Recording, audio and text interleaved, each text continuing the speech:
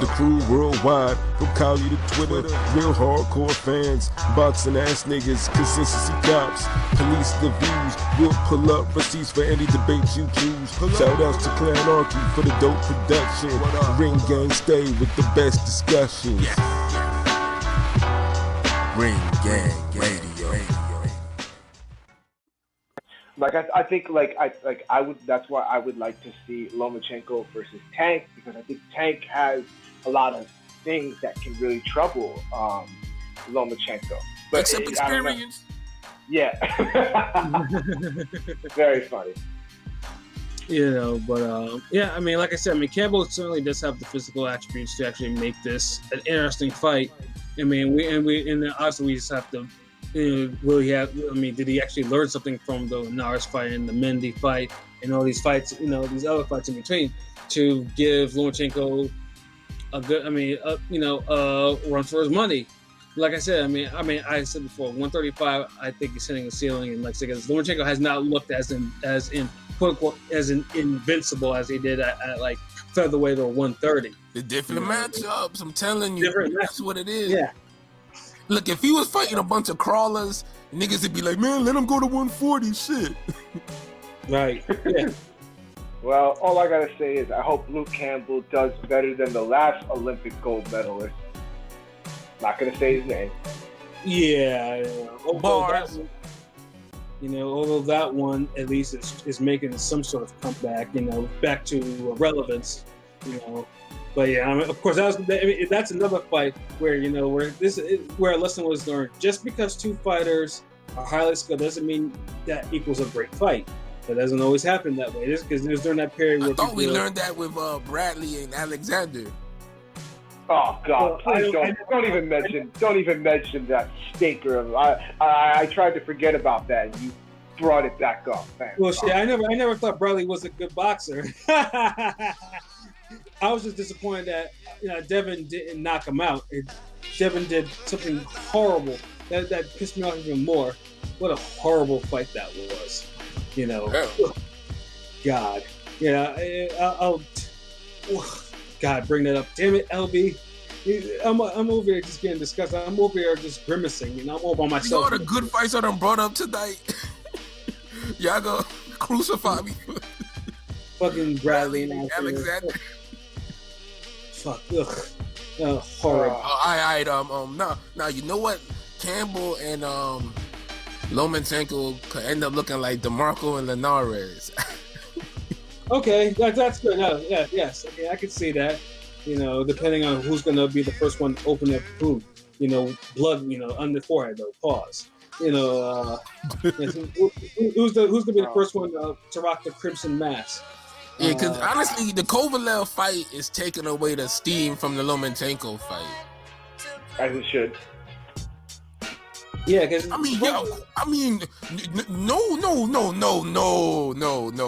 What? As it should. To me, this is a more intriguing fight to me. The Kovalev fight. To me, like I feel like people. Because look, we have. Because the stakes are high and one guy is improving. All I'm saying is Lomachenko gets more individual shine, but the Kovalev fight is a better fight. So we're not going to. I don't even know, because this is the thing. Look, at least Luke Campbell, we know what he could do. We know what he's capable of.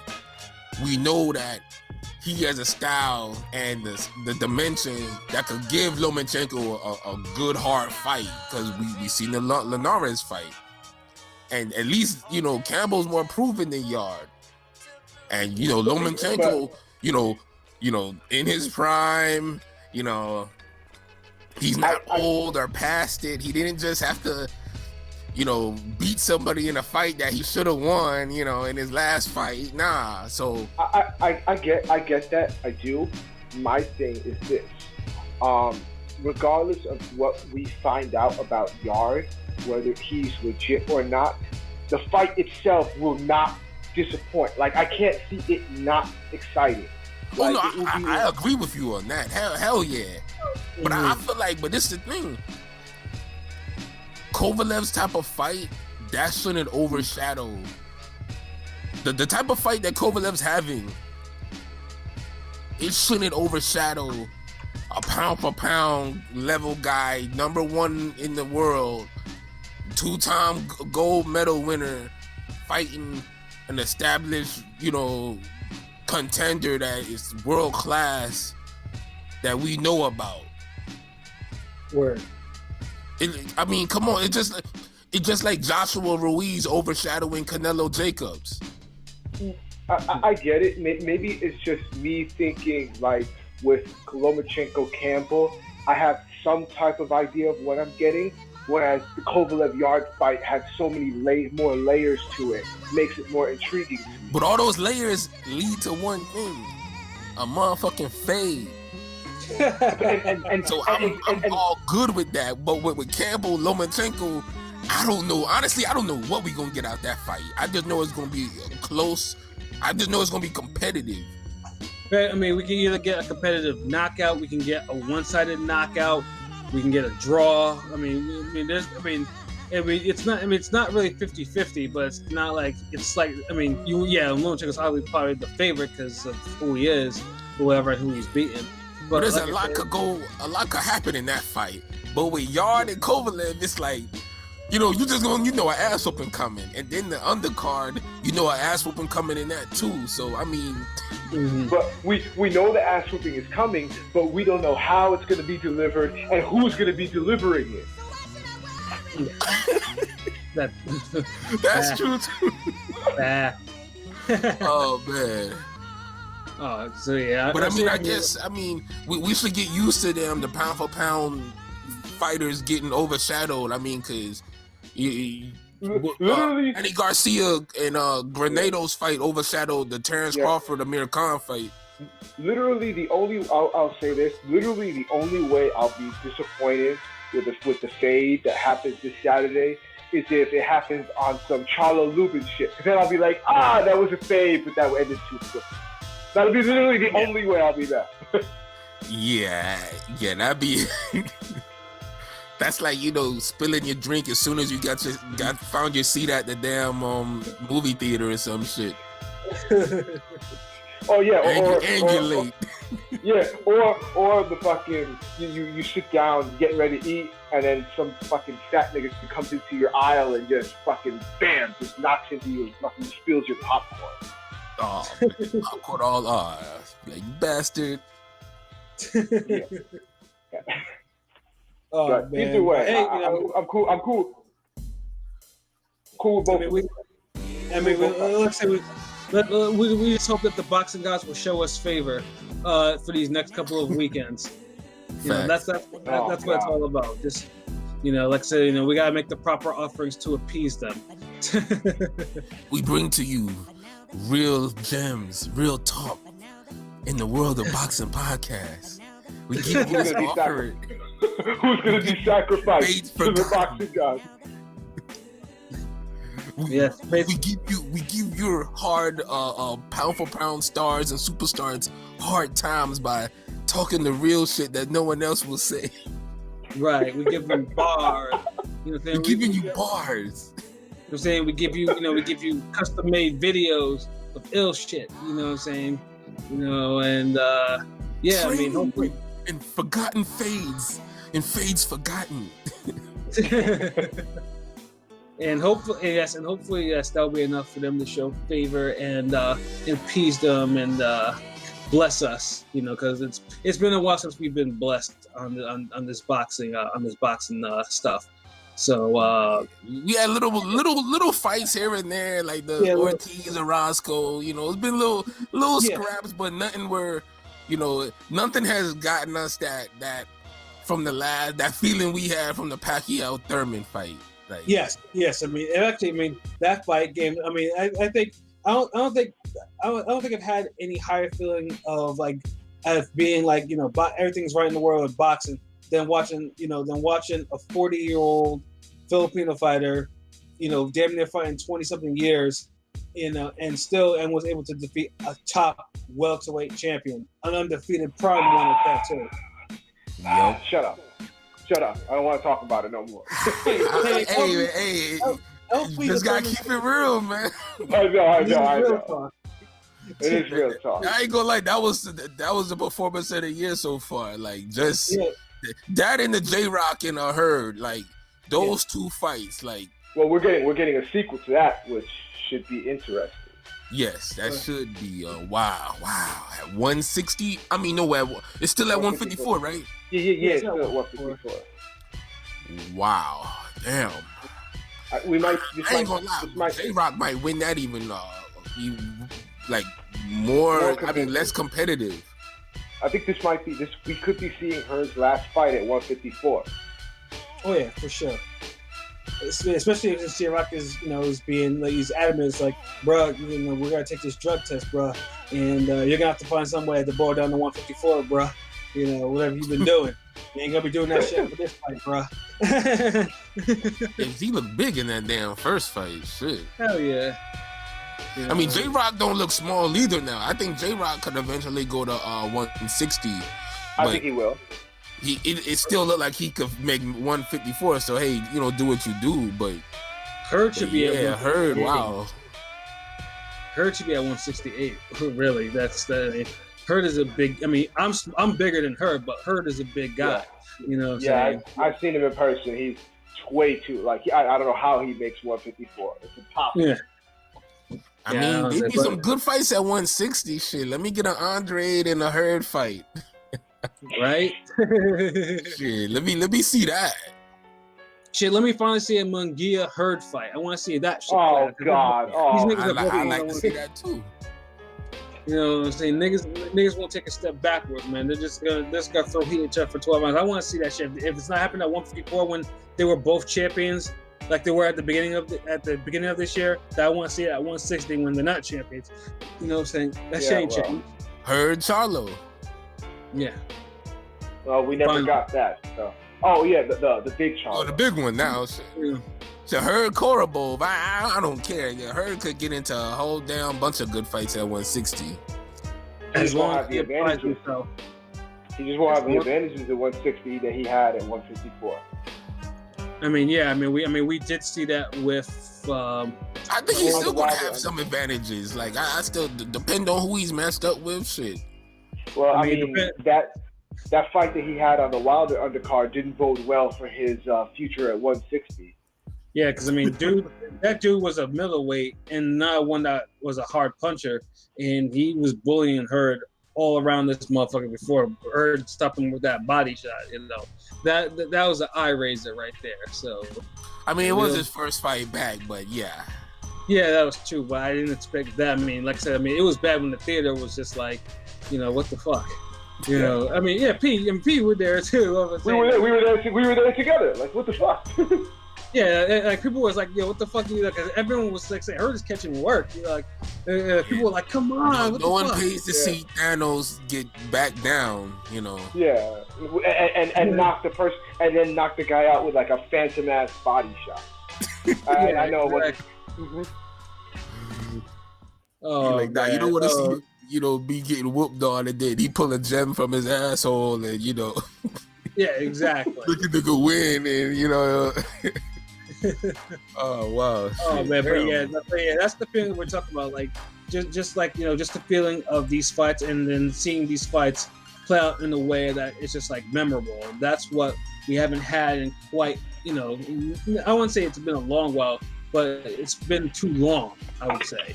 So yeah, because what we said, Thurman Pacquiao. Before Thurman Pacquiao, what was it? Herd and J-Rock had that feeling too. Right, and then I mean, outside of the main event, I mean, Ruiz Joshua is the best card I've seen all year from top to bottom. And also of course the King Soar card too as well. I mean, those two cards were heat. Those were like, yeah, these. I was like, yeah, I was happy. And but that's the thing, like that's how the boxing year hasn't been a good one, because the best events you can name on just one hand for the year, and you're talking about like the best cards, like you easily could just you wouldn't name them all. Damn, right? Estrada, Joshua,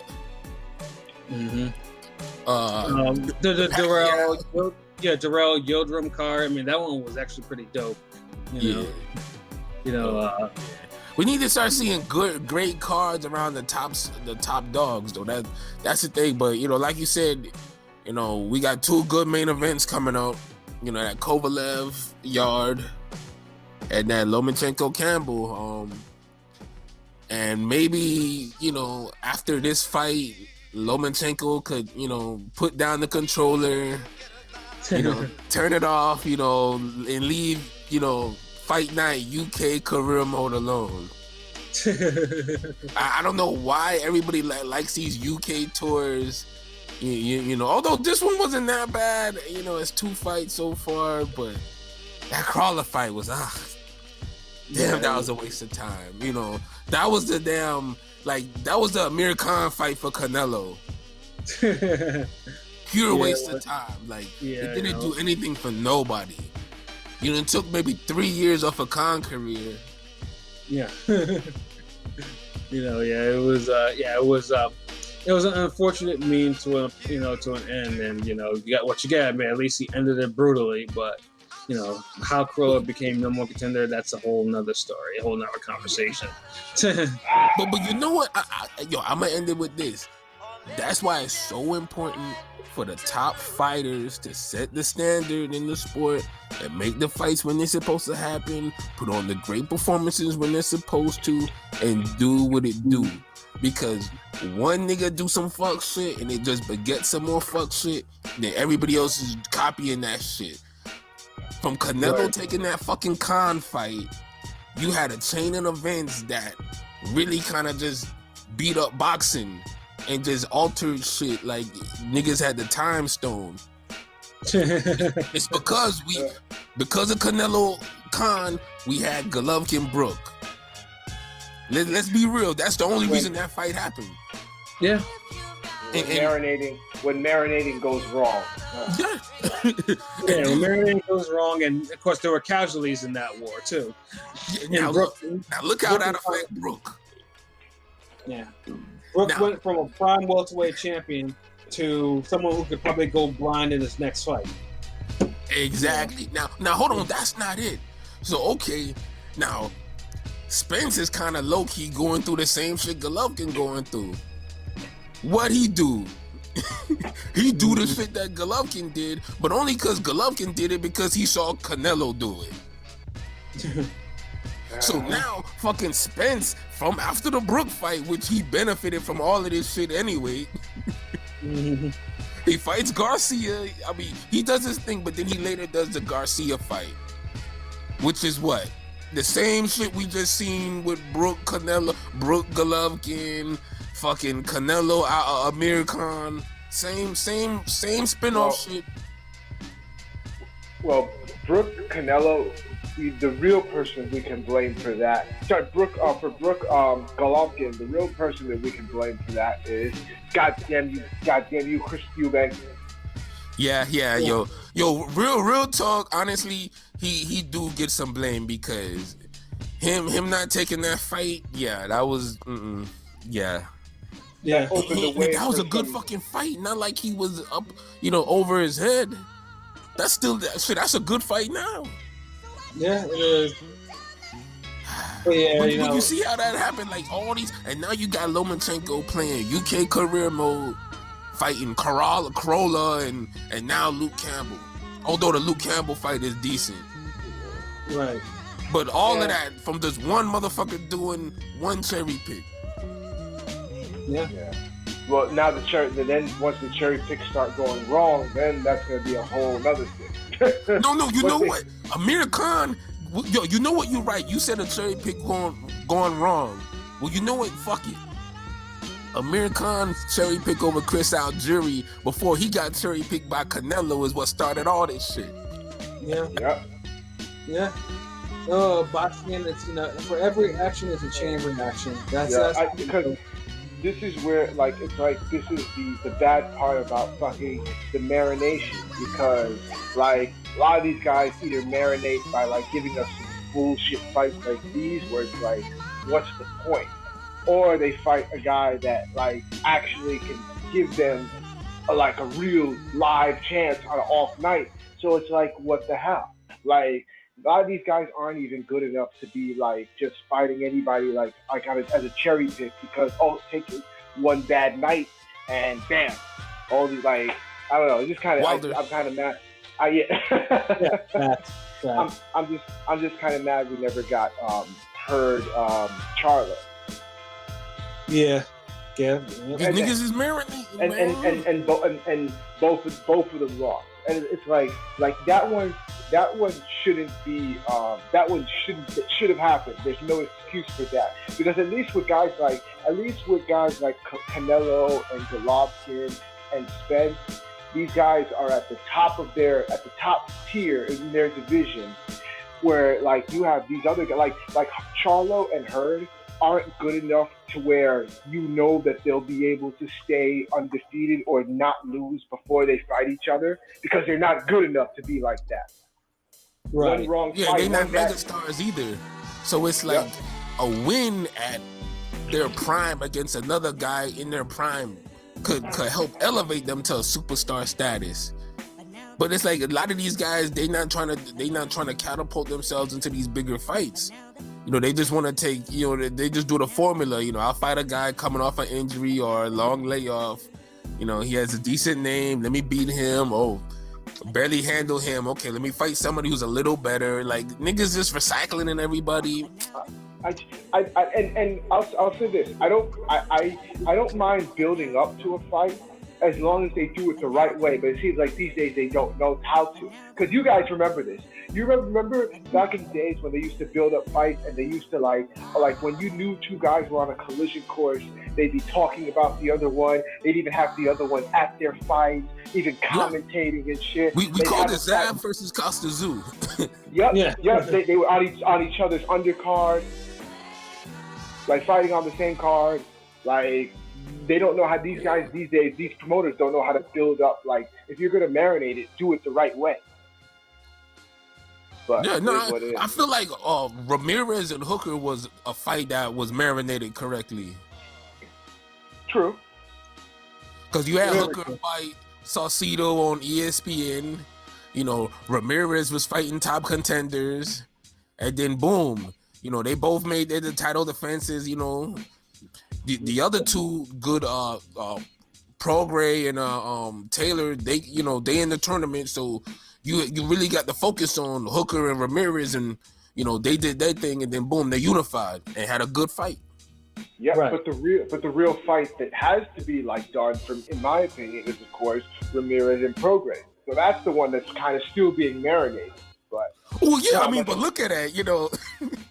Yeah, I mean, Taylor, we can't really complain about that. That's a good marinade, like you know what I mean, like. Well, everybody's making fights that's supposed to happen. I'm at the point where I'm like, what is good marination? I don't even know. What good marination is. I just explained it. No, I know you explained it, but I'm just like, I'm always skeptical. You know what? Because you know what?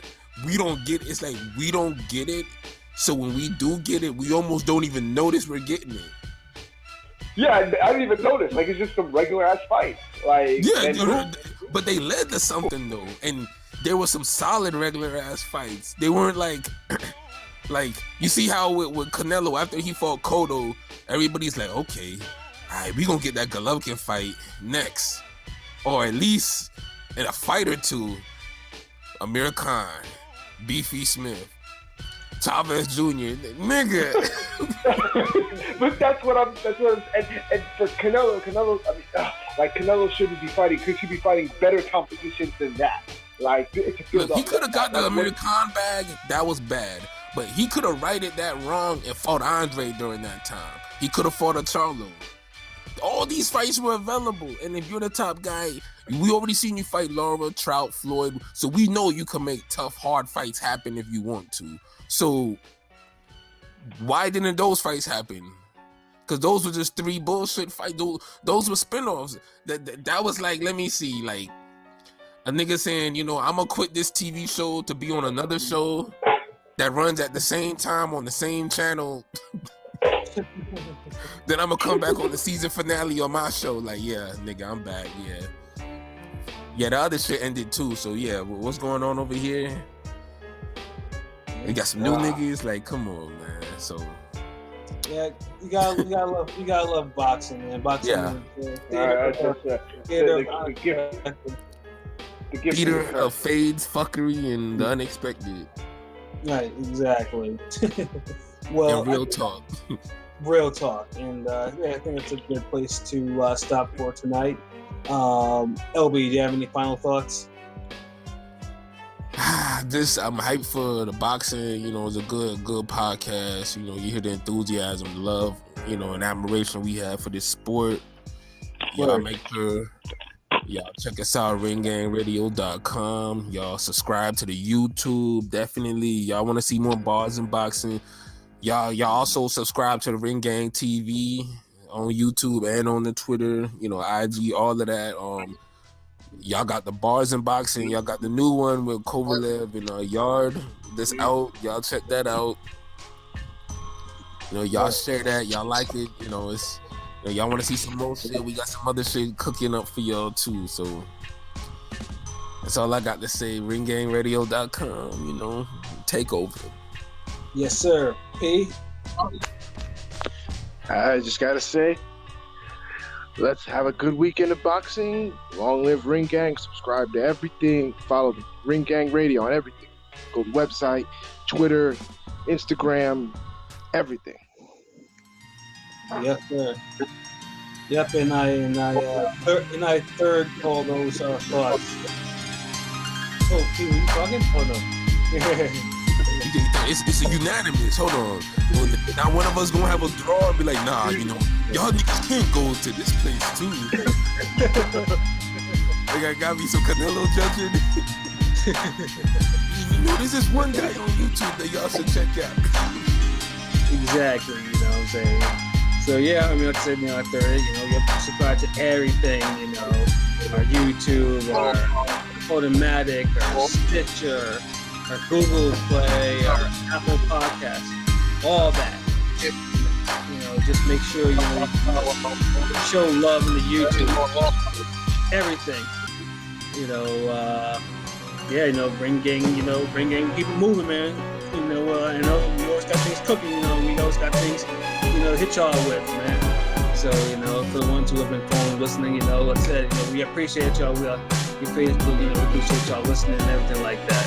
And like I said, you know, we still got more to come, and that's real talk. So for myself, Patscorpio, the New England representative, for LB, Shutterworth da Gawd, GOAT artist, you know, for King P, Bodega P. You know, this was another wonderful episode of Real Talk, where as always, some shit's real, we talk about it. And yep, until next time, you know, we'll probably get back to you tomorrow with some more real talk. Real talk. All right, y'all have a good night. Peace.